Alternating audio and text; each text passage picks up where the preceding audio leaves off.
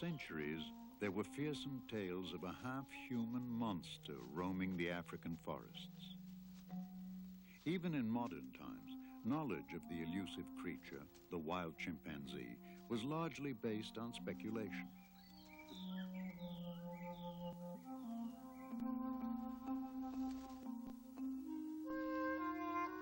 Then, in 1960, a daring young Englishwoman set out to sort fiction from truth. She had been warned, you'll never get near the chimpanzees, but she was determined to try. Her name, Jane Goodall. She was 26 years old and destined to make scientific history.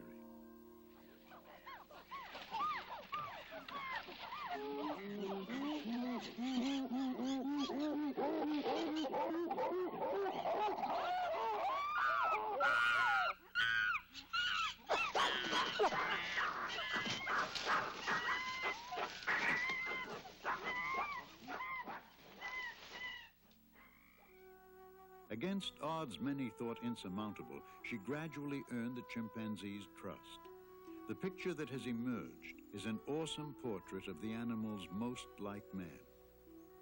The similarities to humans are startling. The obvious physical resemblance. The discovery that they hunt and eat meat. The even more profound revelation that they are intelligent enough to make and use tools. And in their nonverbal communication, perhaps the most uncanny resemblance of all.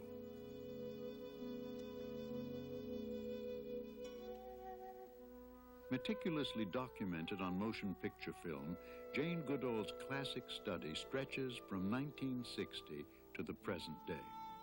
A compelling chronicle that spans 3 generations of chimps, it is the longest study of any wild animal group in the world. Unexpectedly, one of its recent chapters took a forbidding turn. The usually gentle, amiable chimps revealed a dark and sinister side, puzzling, savage behavior as yet unexplained.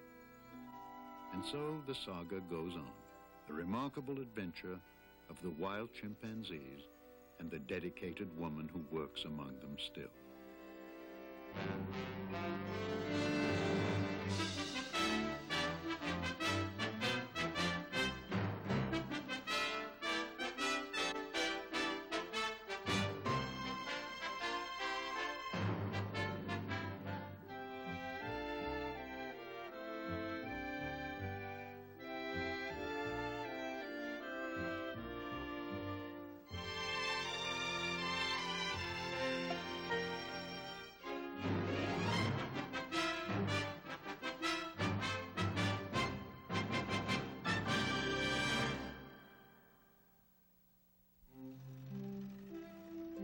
Growing up in Bournemouth, England, Jane Goodall was drawn to the world of animals almost from the start.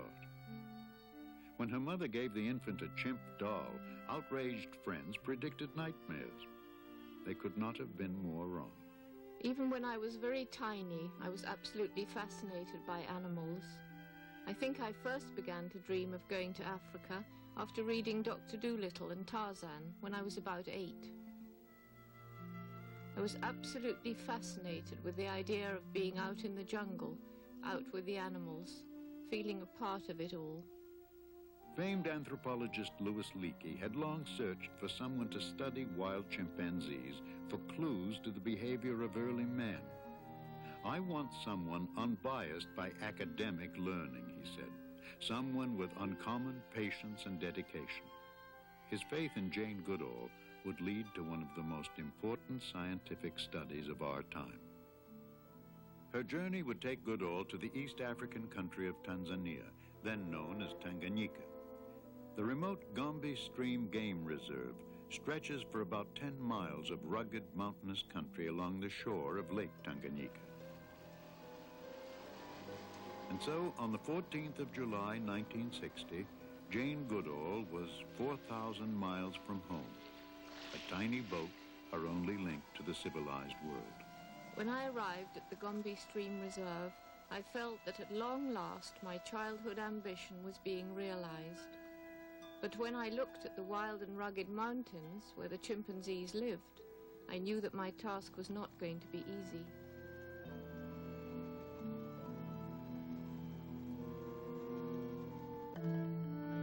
Day-to-day life in this remote wilderness would be difficult at best.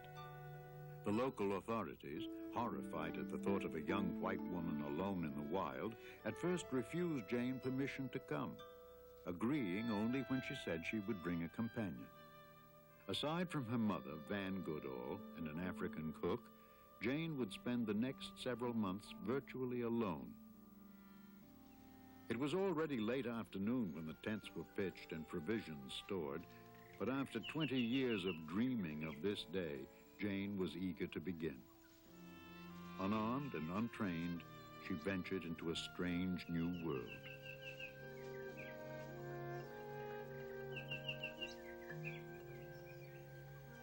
For most, this would be a lonely, forbidding realm.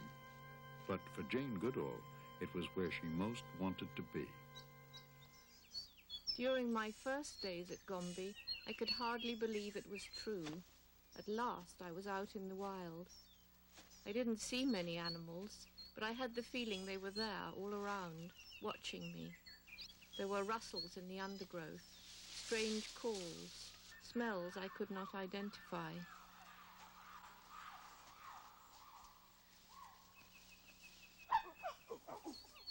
For months, the objects of her search invariably fled at the mere sight of her. Often she couldn't find them at all.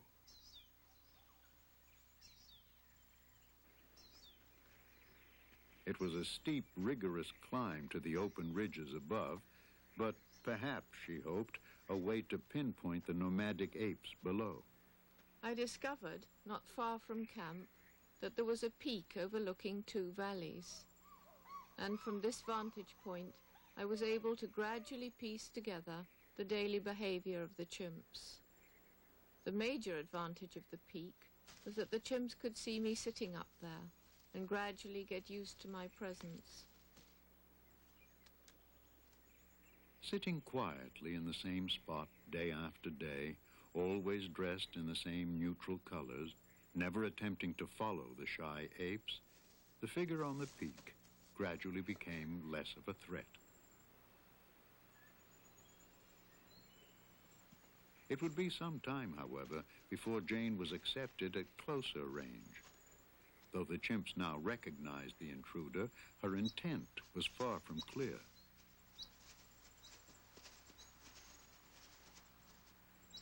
Jane had to accept the realization that, for the time being at least, much of her knowledge would be based on indirect evidence, like an abandoned sleeping nest high in the trees.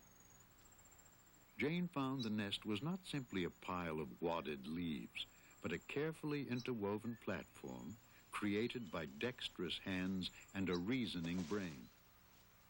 But the intelligent creature who made it had long since moved on.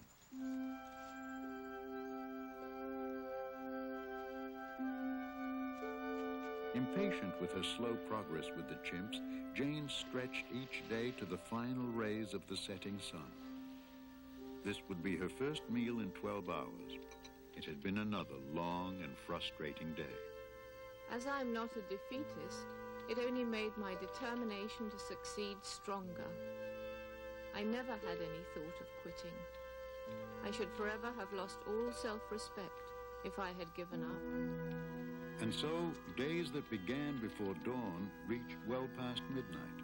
And for as long as it would take, tomorrow would be the same.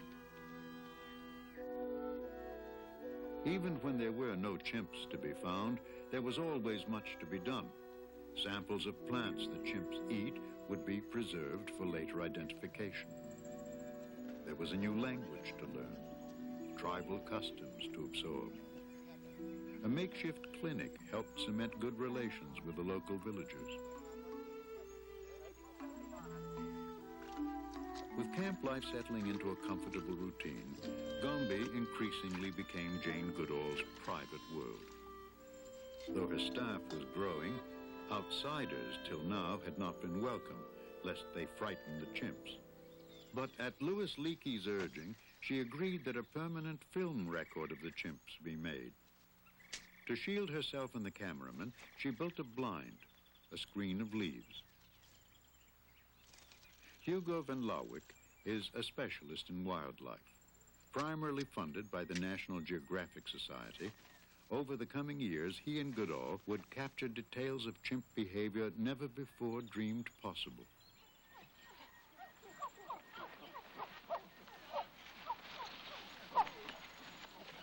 They found that chimpanzees are nomadic, traveling in ever-changing groups in the daily search for food, wanderings that can take them 2 to 6 miles in a single day.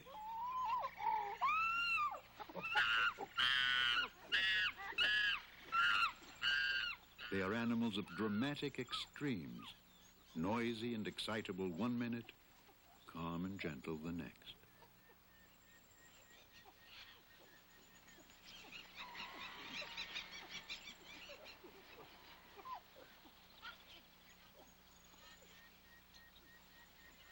It seemed that Jane's camouflage had failed. But why didn't the chimps flee? Apparently, the blind gave reassurance that the humans would stay where they were, represented no threat. To satisfy their hunger on a diet that is largely vegetarian, chimps eat up to 7 hours a day. Much of their diet is fruit, but they also feed on leaves, blossoms, seeds, and stems. After congregating at a food source, several individuals may rest and groom together, then separate once again. The only stable group within the community is a mother and her young. Males take no part in child rearing. Contrary to common belief, chimps do not have fleas. Mutual grooming does remove flakes of dried skin and grass seeds, but physical contact for its own sake seems to be the primary goal. Not much interested in quiet pursuits, youngsters have better things to do.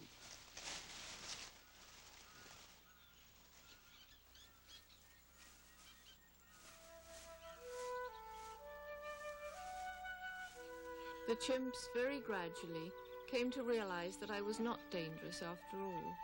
I shall never forget the day, after about 18 months, when, for the first time, a small group allowed me to approach and be near them. Finally, I had been accepted. I think it was one of the proudest and most exciting moments of my whole life.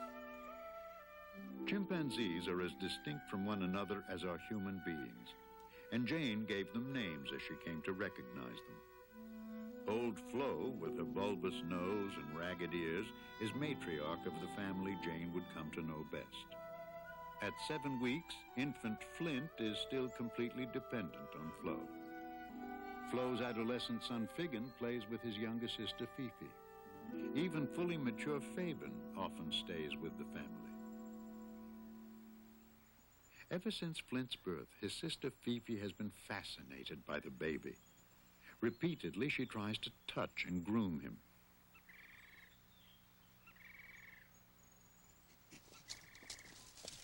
The older chimps, less interested in babies, tend to ignore Flint. But Fifi is persistent, actually trying to take the infant from Flo. Though protective of her newborn, Flo is never rough with Fifi. When she's had enough, she simply walks off.